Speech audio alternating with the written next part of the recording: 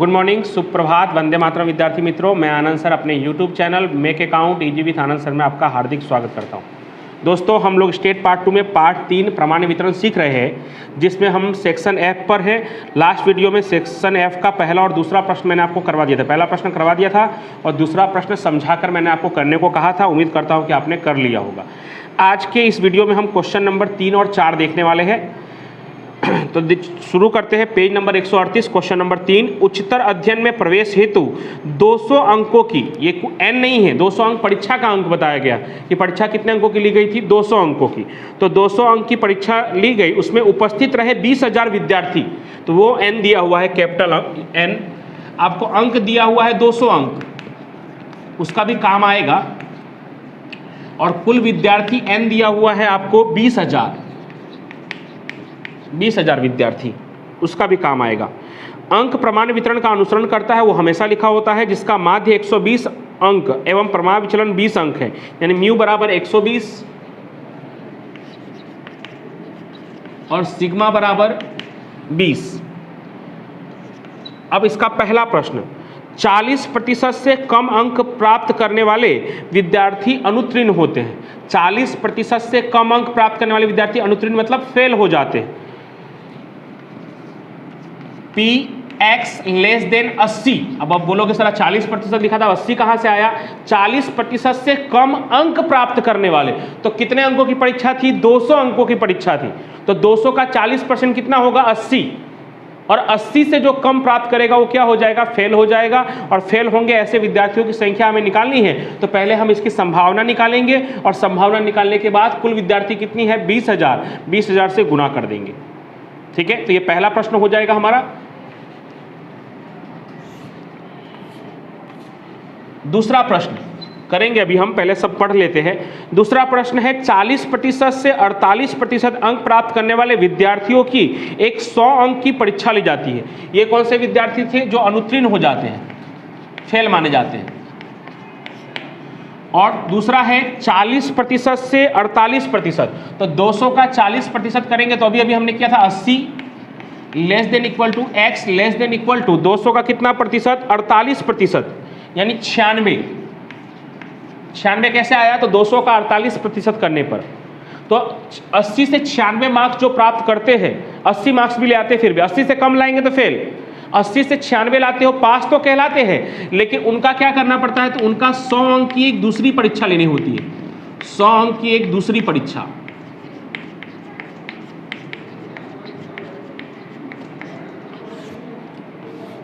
यानी वो पास माने जाएंगे, लेकिन उनको एक 100 मार्क्स का एक और परीक्षा उनको देना होगा।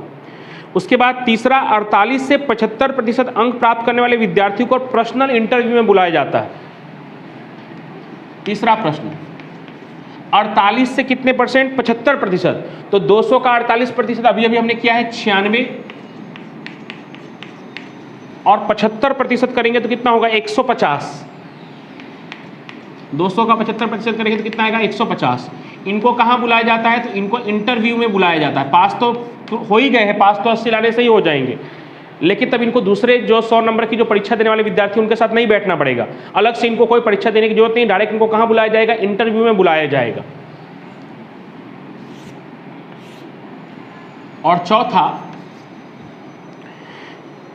75% से अधिक अंक प्राप्त करने वाले विद्यार्थियों को उच्चतर अध्ययन में सीधे प्रवेश दिया जाता है। 75% से अधिक, यानी x ग्रेटर देन 75% कितना था? 150। उनको डायरेक्ट सीधा प्रवेश मिलता है, यानी उनको ना कोई परीक्षा देनी है, ना इंटरव्यू में जाना है, 75% से अंक अधिक लाना है और सीधा उनको प्रवेश मिल जाएगा। तो ये 4 अलग अलग सवाल है और इसमें से कोई उल्टी विधि वाला नहीं है, सब सीधी विधि वाला है, क्योंकि कहीं भी बराबर की उस तरफ कोई क्षेत्रफल या कोई प्रतिशत ऐसा कुछ भी दिया हुआ नहीं। प्रतिशत दिया हुआ था, लेकिन वो तो उस अंक, कुल अंक हमें पता ही है, उस कुल अंक का हमने प्रतिशत निकाल दिया, तो हमें x1 सब जगह पे मिल गया है। x1 या x2 जो भी कहो आप, कहीं कहीं सिर्फ x1 है। इन दोनों प्रश्नों में x1 x2 दोनों है, तो उनकी सहायता से हम Z1 या Z1 Z2 दोनों निकाल लेंगे और निकालने के बाद कुल विद्यार्थियों की जो संख्या है 20,000 से, उससे गुना करेंगे। गुना क्यों करेंगे? क्योंकि हमें विद्यार्थियों की संख्या प्राप्त करनी है और आज कहीं भी बीच में छूटा हुआ नहीं है, इसलिए सबको जोड़कर कुल विद्यार्थी कितने हैं? 20,000। सबको जोड़कर 20,000 भी हो ही जाना चाहिए। एग्जैक्ट 20,000 हो भी जाएगा, वो हम देख लेंगे, चेक कर लेंगे। तो सवाल अब पूरा कंप्लीट हो गया है, बोर्ड पे आ गया सवाल। अब इसको पूरा करते हैं। सबसे पहले S80 के लिए हम Z1 निकालते हैं, तो Z1 बराबर x1 minus mu upon sigma. तो उस हिसाब से 80 म्यू कितना है तो 120 और सिग्मा कितना है 20। तो Z1 बराबर कितना आ जाएगा -2, यानी पी जेड लेस देन -2, ये आपको फाइंड करना है। आकृति छोटी सी ही बना रहा हूँ जगह के अभाव में। माइनस इन्फिनिटिव प्लस इन्फिनिटिव, शीर्ष लंब रेखा z बराबर 0। -2 कहाँ आएगा तो लगभग यहाँ पे आएगा। ये z प्राप्तांक दिया हुआ है, क्षेत्रफल नहीं दिया हुआ। -2 जो है वो z प्राप्तांक है, और उससे लेस देन मतलब ये वाला हिस्सा ये दिया हुआ नहीं है, आपको निकालना है। तो ये भी माइनस में है और ये भी माइनस में, तो क्या करना होगा, घटाना होगा किसमें से किसको। तो ये निकालने के लिए आपको माइनस इन्फिनिटिव से 0, माइनस इन्फिनिटिव से 0 माइनस -2 से 0। तो माइनस इन्फिनिटी से 0 कितना होता है 0.5, और 2 का 0 देखिए पीछे, 2 का 0 47 72 होगा शायद, 0.4772 सही है। चलिए माइनस करिए 0.5 में से 0.4772, 0.0228, ये संभावना आया। अब विद्यार्थियों की संख्या निकालने के लिए इसी संभावना को 20,000 से गुना कर दीजिए। तो अनुत्तीर्ण होने वाले जो विद्यार्थियों की संख्या है वो मिल जाएगी आपको, कितना 456 विद्यार्थी। 456 विद्यार्थी ऐसे होंगे 20,000 में से जो क्या हो जाएंगे, फेल हो जाएंगे, अनुत्तीर्ण हो जाएंगे। हो गया पहला कंप्लीट। ये नॉर्मली आपको उल्टा देखने वाले से इजी लगेगा, क्योंकि ऐसा हम पहले कर चुके हैं। अब यहाँ पे हमें दोनों चीज़ निकालना पड़ेगा, Z1 और Z2 दोनों। तो जगह भी है हमारे पास। Z1 बराबर x1 minus mu upon sigma, यानी 80 माइनस 120 बटे में सिग्मा कितना 20, -2 अभी अभी हमने निकाला ही था। और Z2 बराबर x2 minus mu upon sigma, यानी 96 माइनस 120 बटे में 20, माइनस में ना -1.2, यानी वही समीकरण आप क्या हो जाएगा, P -2 से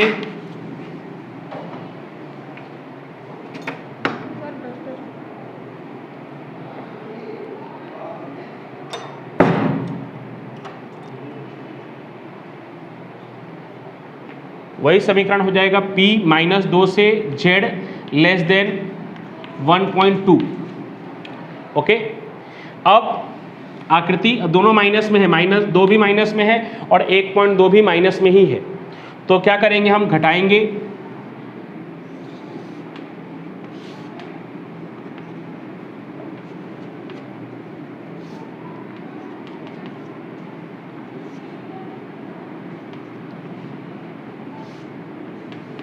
हमें क्या चाहिए, तो हमें -2 से -1.2 तक चाहिए।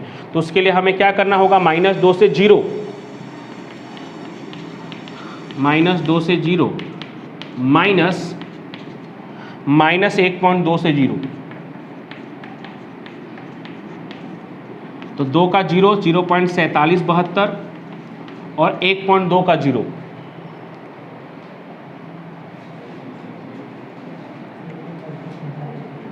0.3849 ना, घटाओ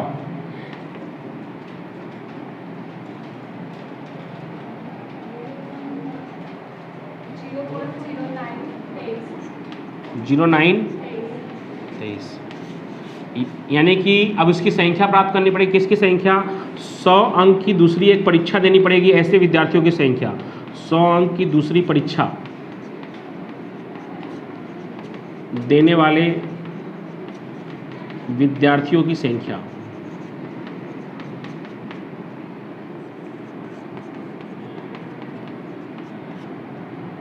बराबर 0.0923 गुणे 20,000 1200 1800 1846 विद्यार्थी ऐसे होंगे जो उत्तीर्ण तो हो जाएंगे, पास तो हो जाएंगे, लेकिन फिर भी उन्हें शर्त के हिसाब से 100 अंक की एक दूसरी परीक्षा में बैठना होगा।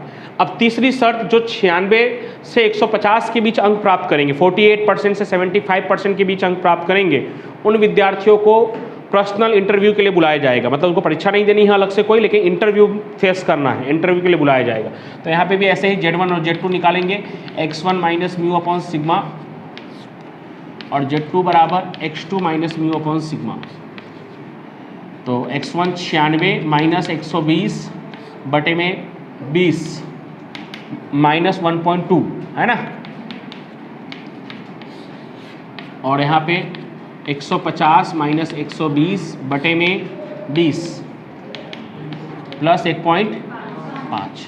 अब अभी से आप बता सकते हो, मैंने आपको लिखवाया हुआ है, समझाया हुआ है कि एक माइनस में होगा और एक प्लस में होगा, तो हम क्या करेंगे, जोड़ेंगे।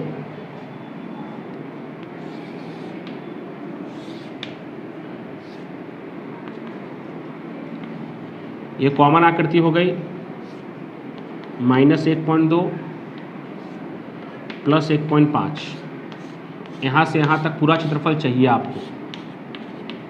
तो उसके लिए आपको माइनस 1.2 से 0 प्लस 0 से 1.5, 1.2 का 0 देखा ही हुआ है हमने, कितना था 0.3849, चाहे माइनस में हो चाहे प्लस में, क्षेत्रफल तो वही होगा। 1.5 का 0 देखिए, 43 32, जोड़ दीजिए 0.81 पूरा, 81 0.81 ये क्षेत्रफल आया। अब ये कौन से लोग हैं, तो इंटरव्यू देने वाले विद्यार्थियों की संख्या, देने वाले विद्यार्थियों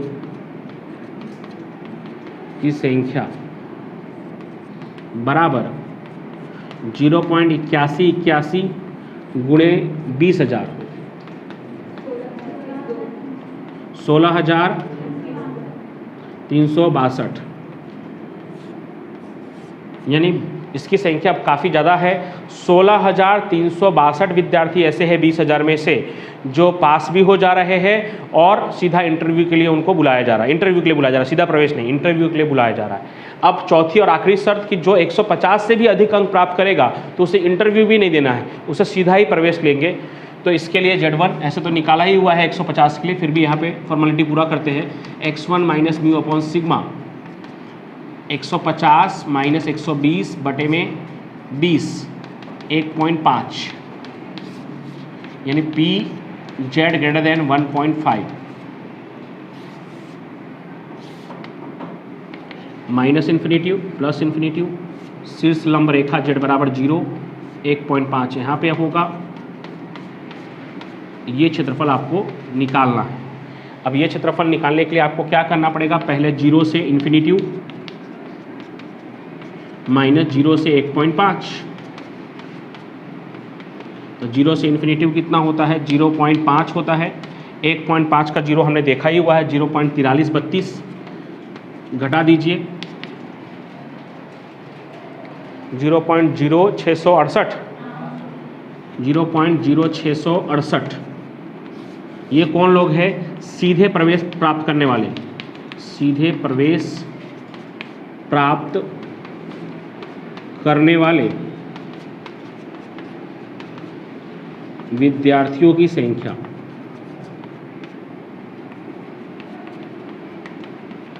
बराबर 0.0668 गुणे 20,000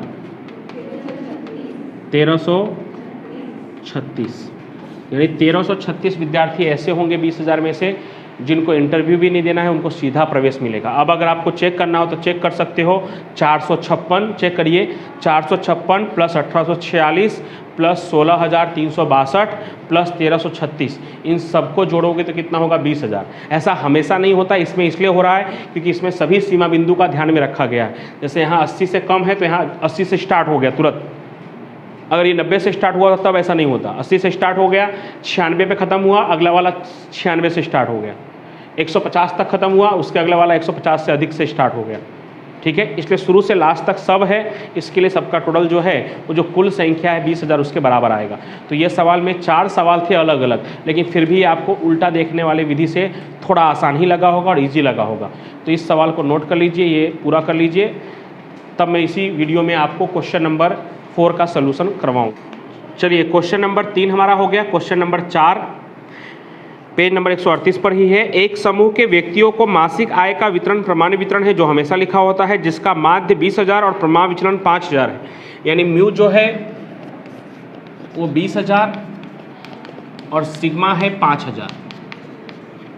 ओके, आगे सबसे अधिक यानी पी एक्स ग्रेटर देन, ये कंफर्म हो गया ग्रेटर देन, क्योंकि अधिक मासिक आय वाले 50 व्यक्तियों की कम से कम मासिक आय 31,625 है। वो तो मासिक आय कम से कम लिखा हुआ है, तो उससे मतलब नहीं है। जैसे कि हम सेक्शन ई के सवालों में आपने देखा था कि सबसे अधिक आय प्राप्त करने वाले कर्मचारियों का न्यूनतम वेतन, सबसे कम प्राप्त करने वाले का महत्तम वेतन। तो महत्तम न्यूनतम तो बाद में लिखा ही होता है, लेकिन शुरुआत का वर्ड देखना है आपको कि सबसे अधिक या सबसे कम। हाँ, अब बीच में जो 50 व्यक्ति बोला है उसका क्या करना है, तो उसका भी जरूरी काम है। उसका क्या काम है तो आगे मालूम पड़ेगा। तो आय 31,625 है, तो समूह के कुल व्यक्तियों की संख्या कितनी होगी? समूह के कुल व्यक्तियों की संख्या यानी कैपिटल एन आपको फाइंड करना है। तो इसका आंसर दिया है कि इसकी जो संभावना है वो कितने व्यक्तियों की है? 50 व्यक्ति की। तो हम एक पद रखकर कुल व्यक्ति निकाल सकते हैं कि भाई इतनी संभावना पर व्यक्ति 50, तो कुल संभावना कितना होता है? 1। कुल क्षेत्रफल कितना होता है? यहाँ से वहाँ तक 1 क्षेत्रफल होता है।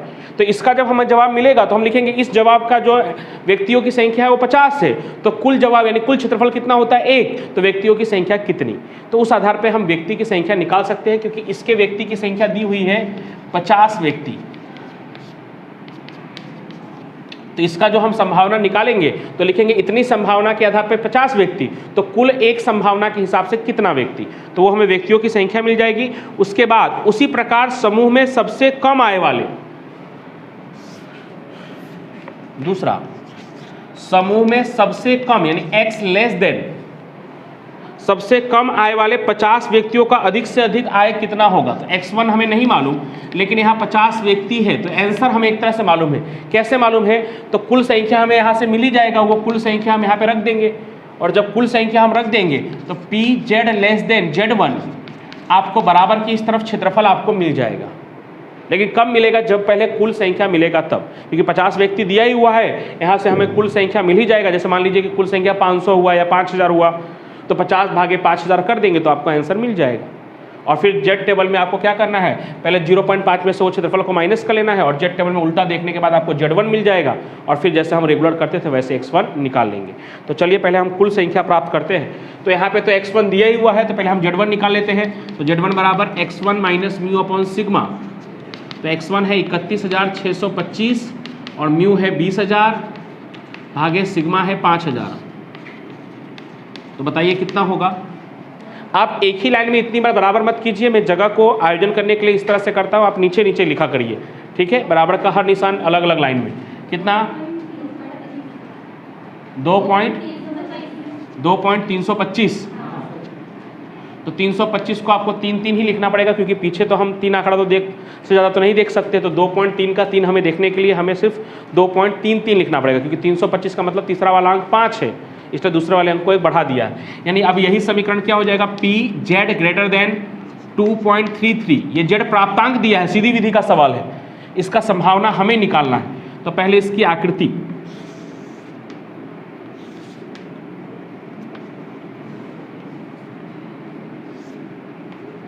दो 2.33 कहाँ पे आएगा? तो लगभग यहाँ पे आएगा 2.33। क्या किया हुआ है? तो ग्रेटर देन लिखा हुआ है, मतलब ये वाला क्षेत्रफल हमें क्या करना है? निकालना है, चाहिए आपको। तो ये भी प्लस में और ये भी प्लस में, और ये वाला क्षेत्रफल आपको चाहिए, तो क्या करना होगा? माइनस करना होगा। किस में से किसको? तो 0 से लेकर इन्फिनिटी तक, माइनस 0 से लेकर 2.33 तक। तो 0 से इन्फिनिटी कितना होता है? 0.5, और 2.3 का 3 देखिए पीछे, 2.3 का 3 0.4901 ना, 4901 माइनस करिए तो संभावना आपको मिल जाएगी z ग्रेटर देन z1 बराबर 0.99 ना, ये आपको संभावना मिल गया। अब इसी संभावना के आधार पर हम व्यक्ति की संख्या निकाल सकते हैं। तो कैसे निकाल सकते हैं? तो जब संभावना या क्षेत्रफल, संभावना कहिए या क्षेत्रफल कहिए, दोनों बात एक ही है, 0.0099 है, तब व्यक्ति की संख्या कितनी है? तब व्यक्ति की संख्या है 50, दिया हुआ था इसमें कि 50 व्यक्तियों का इतना होगा। तो जब संभावना कुल मिलाकर 1, तो व्यक्तियों की संख्या कितनी? तो 1 जाकर गुना होगा 50 में, 50 गुणे 1 भागे 0.0099, तो व्यक्तियों की कुल संख्या कैपिटल N हमें मिल जाएगा 5051 पॉइंट समथिंग आएगा, शायद 5050 पॉइंट समथिंग, 5050.50, जिसको आप 5051 कह सकते हो। 5050.5 आ रहा है लगभग, तो उसको राउंड फिगर में, क्योंकि व्यक्तियों की संख्या तो पॉइंट में हो नहीं सकती, तो 5051 आप कह सकते हो। ठीक है, तो ये आपका व्यक्तियों की संख्या मिल गई। अब यहाँ पे 50 व्यक्ति दिया हुआ है, उसको 5051 से भाग लगाएंगे तो वो भी लगभग उतना ही आएगा, क्योंकि यही है, सेम ही हो गया ना। तो 0 पॉइंट, क्योंकि थोड़ा ज़्यादा इससे आ रहा होगा क्योंकि हमने 51 लिखा है, बाकी रियल में देखा जाए तो यही आंसर आएगा 0.0099। अब ये उल्टा विधि वाला हुआ। क्यों उल्टा विधि वाला हुआ? क्योंकि इसमें क्षेत्रफल हमें मालूम है। अब क्षेत्रफल मालूम है, उस हिसाब से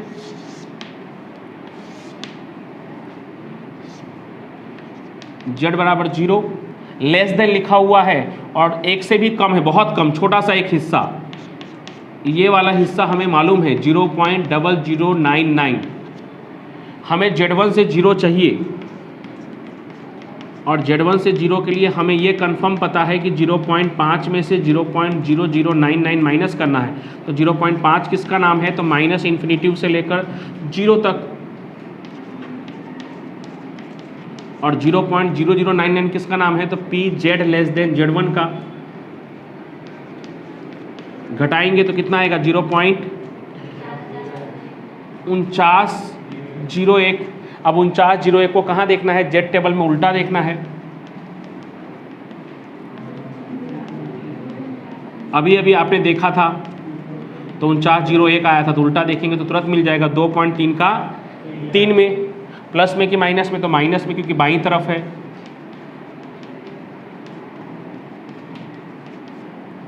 थोड़ा सा काम और बाकी है, z1 निकल गया। अब z1 बराबर x1 minus mu upon sigma, तो z1 की जगह पे -2.33, z1 की जगह पे क्या होगा? -2.33 x1 कितना है नहीं मालूम, म्यू कितना है? तो म्यू है 20,000 और सिग्मा है 5,000। x1 तो हमें निकालना है। 5,000 का गुना 2.33 से कीजिए, -11,650 माइनस 20,000 इधर आएगा तो क्या होगा? प्लस 20,000 बराबर x1। तो 20,000 में से 11,650 माइनस कीजिए, कितना? 8,350। नीचे लिखना हो तो आप लिख सकते हैं, बहुत अच्छा रहेगा, लिख सकते हैं आप नीचे क्या कि 50 व्यक्तियों की, सबसे कम आय वाले 50 व्यक्तियों की अधिकतम आय 8,350 होगी। सबसे कम आय वाले 50 व्यक्तियों की अधिकतम आय कितनी होगी? 8,350। तो ये हो गया आपका क्वेश्चन नंबर तीसरा और चौथा। एक छोटा सा प्रश्न है 8वां, 7वां हमारा पहले से हो चुका है। 5वां और 6ठा इस पार्ट का ही नहीं, इस पूरे स्टेट पार्ट 2 का सबसे बड़ा प्रश्न है। उसको हम अगले वीडियो में मैं आपको बताऊंगा। 5वां और 6ठा बारी बारी से दोनों प्रश्नों को करवा दूंगा। बड़ा प्रश्न इसलिए है कि इसमें माध्य और सिग्मा दोनों ही निकालना है। सेक्शन ई में हमने किया है, लेकिन सिर्फ माध्य निकालने वाला, सिर्फ सिग्मा निकालने वाला। और ये जो 5वां और 6ठा प्रश्न है, इसमें माध्य और सिग्मा दोनों निकालना है और उसके अलावा भी उसमें एक सवाल अलग से करना है। तो इसलिए वो काफ़ी बड़ा सवाल है, तो उसको हम कल के वीडियो में दोनों प्रश्नों को बारी बारी से देखेंगे। एक 8वां प्रश्न जगह बाकी है बोर्ड पर, तो एक 8वां प्रश्न हम कर लेते हैं। छोटा सा ही प्रश्न है, एकदम सबसे आसान प्रश्न है। तो पेज नंबर 139 पर क्वेश्चन नंबर 8। 8वां इसलिए कर रहे हैं कि 7वां ऑलरेडी पहले से हो चुका है, तो सिर्फ हमारा 5वां और 6ठा ही बाकी रहेगा। एक प्रमाणचल x का संभावना फलन निम्नानुसार है। f ऑफ x बराबर, 8वें प्रश्न की बात कर रहा हूँ, कोशिश करूंगा कि आपकी स्क्रीन पर भी आपको दिखाई दे। एफ ऑफ एक्स बराबर अचलांक इंटू ई रेश टू -1/200 कोष्टक में x - 50 का वर्ग। तो पहले तो उसको ठीक करके हम वहाँ से म्यू और सिग्मा प्राप्त करेंगे। तो ठीक कैसे करना है वो देखिए। तो ई रेश टू -1/200 लिखा है, जबकि हमारे सूत्र के हिसाब से -1/2 होना चाहिए। तो 200 भागे 2 करेंगे तो कितना आएगा 100। तो यहाँ पे 2 गुणे 100 लिख सकते हैं हम। अब 2 गुणे जो 100 लिखा है, 100 को जब अंदर ले जाएंगे तो क्या बनकर अंदर जाएगा, वर्गमूल बनकर अंदर जाएगा। और 100 का वर्गमूल क्या होगा 10। और ऊपर क्या लिखा हुआ है, तो ऊपर लिखा हुआ है x - 50 और पूरे का होल स्क्वायर। तो इस आधार पे हम क्या कह सकते हैं, तो इस आधार पे हम कह सकते हैं कि म्यू बराबर 50 और सिग्मा बराबर 10। और म्यू और सिग्मा निकल गया। तो ये सवाल काफ़ी आसान है, जैसे नॉर्मल हम सेक्शन डी सी के सवाल को कैसे किए थे वैसा हो गया। पहला, इस वितरण पे से निम्नलिखित प्रश्नों के उत्तर दीजिए। पहला, मध्यिका का मूल्य ज्ञात कीजिए।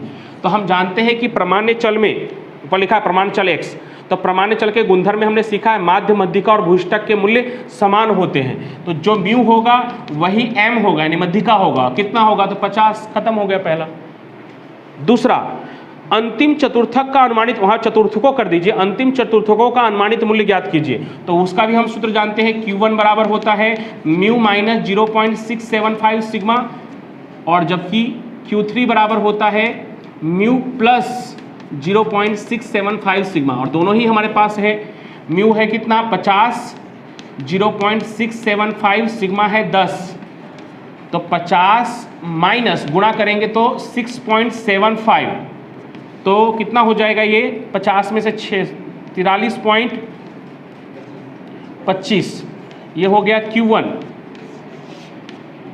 उसी तरह से 50 प्लस 0.675 और सिग्मा इंटू 10, तो 10 से गुणा करेंगे तो जितना यहाँ आया था उतना उधर भी आएगा 50, लेकिन प्लस करना रहेगा।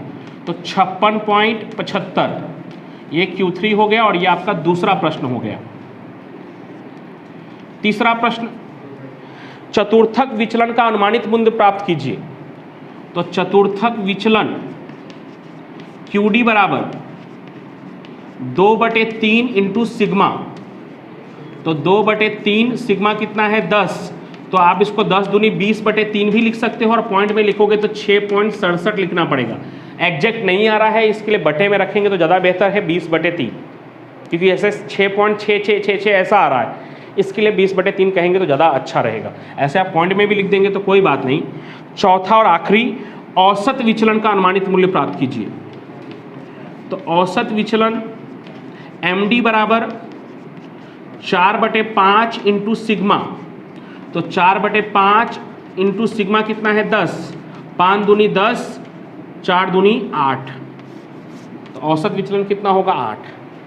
तो दोस्तों अब हमारा इस पाठ में देखते ही देखते, पहले मैंने सोचा था कि ये पाठ आपको नहीं चला पाऊंगा क्योंकि बहुत सारे आकृति बनानी थी, समझाना भी थोड़ा इस पाठ को मुश्किल था, लेकिन देखते ही देखते हमारा लगभग पूरा हो गया है। यानी कल के वीडियो में हम इस पाठ को पूरा कर लेंगे, 5वां और 6ठा। हाँ, वो प्रश्न काफ़ी थोड़ा कठिन भी है और इम्पोर्टेंट भी है और लेंदी भी है, तो थोड़ा ध्यान से समझिएगा।